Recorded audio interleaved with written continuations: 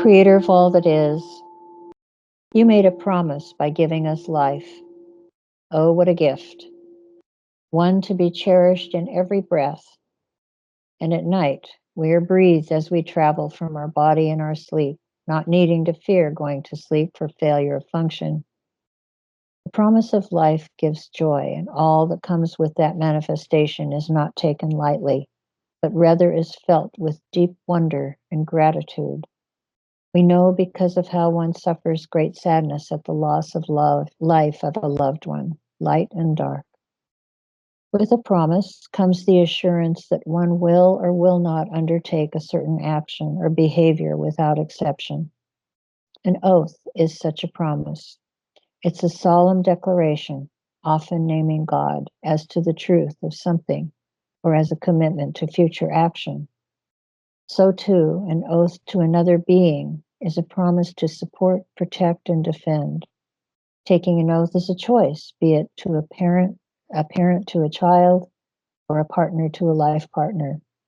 And once taken, that oath becomes a responsibility to another.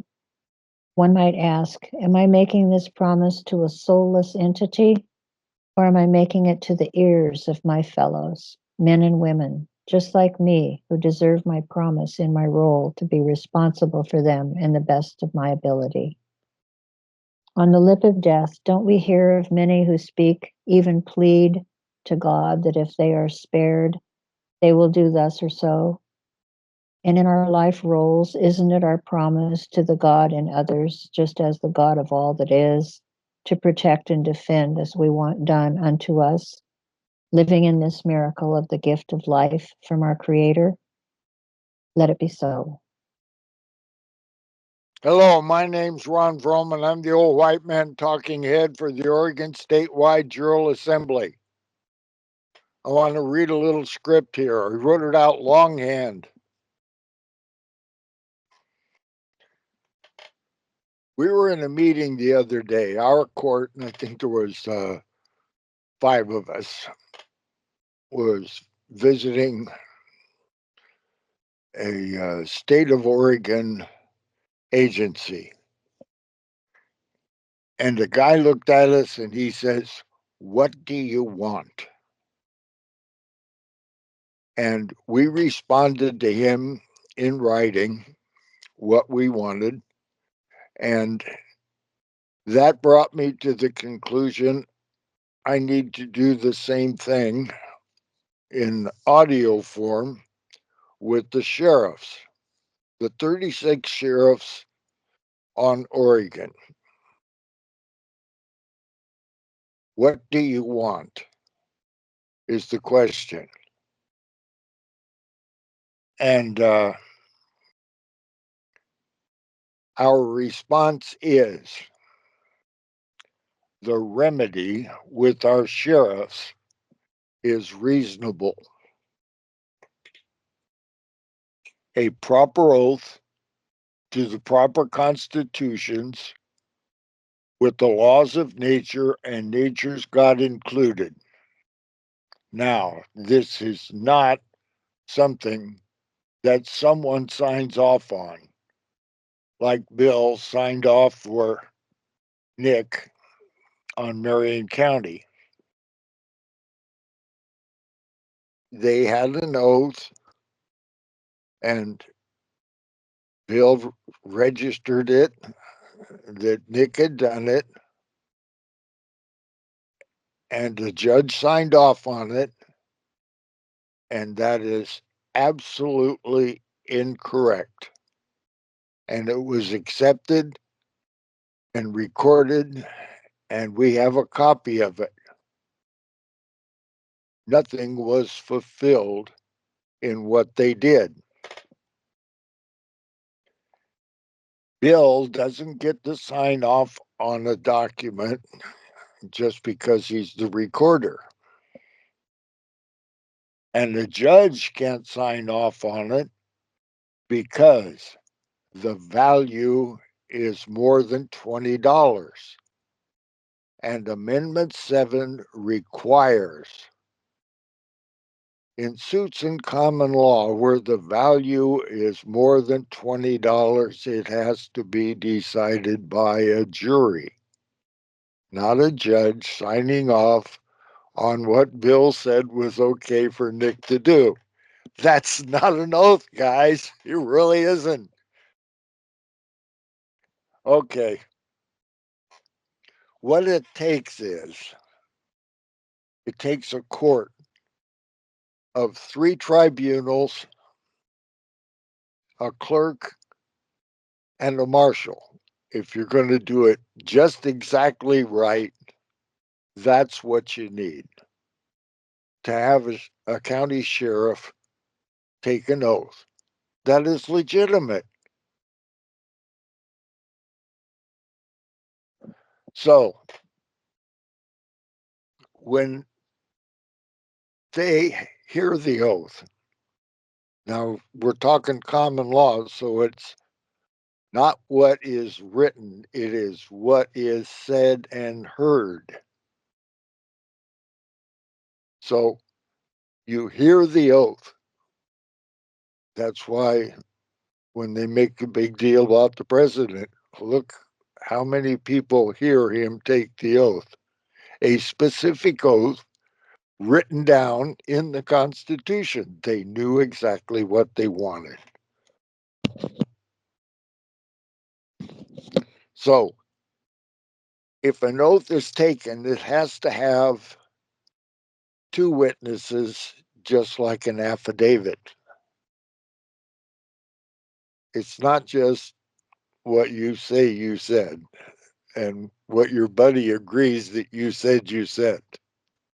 It's the oath that's taken and at least 2 witnesses, and it has to be heard and signed, recorded, and kept. And not one of our 36 sheriffs have that. Not one. We went to Lynn County and got the records from the Lynn County recorder. Her name doesn't come to mind right now. Riley? And paid our 25 cents a copy. And for $1, we got a copy of what they have recorded in the file for the sheriff of Lynn County, Duncan Kelly Michelle. Yes, I think that's exactly right. So we got that, and it doesn't contain an oath at all, not even a bad one, not even one that's not acceptable. We have one of those also. But you have to have a proper oath to the proper constitutions, and we explained that, and here it is again. Misprision of felony. The felony is Article 7 amended was placed into the Oregon Constitution without a lawful procedure. Exactly how they got it in there, a lot of it's proven and a lot of it's a guess. Happened a long time ago, and they've been doing their best to cover up all the records. But the fraud happened, and they have been perpetrating this fraud of Article 7 amended upon all of us on Oregon for 115 years. Their law form makes it okay. In their law form, he who can be deceived, let him. So we were deceived. We're no longer deceived. Your law form is not acceptable. You have no bona fides. You cannot fulfill the office. That's what it is. Now, if you think you can, and a lot of them apparently do, we're going through the process. We can read ORS 206. We can read. Oregon Constitution, 1859. We can read United States of America's Constitution, circa 1859. The last lawful documents that we can pretty much identify the bona fides of. We've had 115 years of lying. That's just how it goes. We can't fix that, but we can provide remedy. And remedy is we're not going to do it anymore. We're going to do it the correct way from here on because we're not deceived. We're going to rectify the mistakes. When they were first starting out this outfit, Judiciary Act of 1789, Section 32, pretty smart guys in a lot of areas, they said, if somebody is smart enough in law to see a mistake, correct it, and we'll move on. So if you see a mistake that we're making, correct it. Correct us. That's what it's all about. It's getting to original jurisdiction before the fraud. Roll it back, see the fraud, see what happened, see who did what, correct all the errors that you can. You can't correct everything. We're seeking remedy. We're not going to do it anymore. So we need a proper oath. You have to do it. Nobody can do it for you, and we can't do it alone. So there it is. We have 36 sheriffs, and we have an Article 3, Amendment 7, Civilian Common Law Court of Record.